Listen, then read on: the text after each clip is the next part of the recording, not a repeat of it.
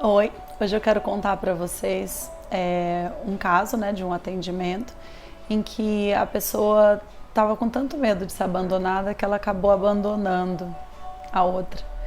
É muito comum as pessoas terem medo de serem traídas, né, porque na infância ou em uma situação anterior ela já passou por isso.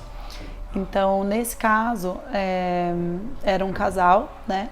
E a pessoa que eu atendi, ela me contou de uma briga, de uma discussão que ela teve e nessa discussão ela pegou muito pesado, né? Ela jogou muitas coisas que foram confidencializadas, jogou na cara e teve uma explosão.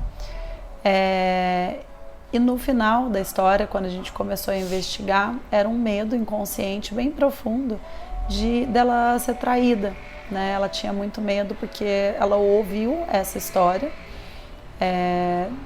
da pessoa que era companheira dela, que ela já tinha traído muitas vezes, ela já tinha deixado, né, outras pessoas inseguras em relações com ela, e aí ela ficou no estado de alerta.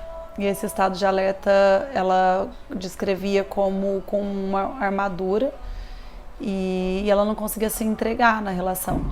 Na verdade, a primeira, né, que tinha falado que já traiu, que as coisas que ela fez no passado, ela estava falando isso como uma entrega, né, como um grande sinal de que ela não ia fazer isso de novo, que ela já tinha aprendido a lição. Só que ela esqueceu de falar essa parte, né, esse detalhe. Então deixou a outra sempre alerta para não ser traída. Quando a gente começa a investigar na história, e aí com a pergunta, né, quando foi a primeira vez que você sentiu que uma pessoa da tua inteira confiança te traiu? Quando meu pai conversava com as minhas tias, né, que foram quem tinham criado ela, e falavam que estava tudo bem, na verdade estava o mundo desabando. Então ela sentia, né, sempre foi muito intuitiva, percebia que tinha alguma coisa errada ali e que eles estavam enganando ela. Então ela não podia confiar em Deus, nem no pai, nem nas tias, nem em ninguém. E aí ela cresceu com essa sensação de que alguém ia a enganar. E com isso ela aprendeu a sempre ser fiel, a cumprir a palavra dela, a ser leal com as pessoas que confiam nela, a ser uma pessoa digna de confiança. Mas ela estava atraindo pessoas que não estavam demonstrando, né? Ela não estava conseguindo reconhecer isso. E aí o que aconteceu? Para ela não ser abandonada, não ser traída, não ser deixada para trás, ela resolveu fazer isso. Só que esse resolveu é inconsciente. Então, quando a gente para analisar coisas que a gente não gostou do resultado, provavelmente, né, nesse caso, tem volta, elas vão, né, as pessoas vão se entender, porque você ganha consciência e com isso ganha mais argumentos, né? Não para outra pessoa, para ganhar a briga ou para ficar no ego de quem está certo, quem está errado, mas para entender qual foi o aprendizado e tratar, né, o choque, o trauma de ter se sentido traída quando o pai falou que estava tudo bem e não estava.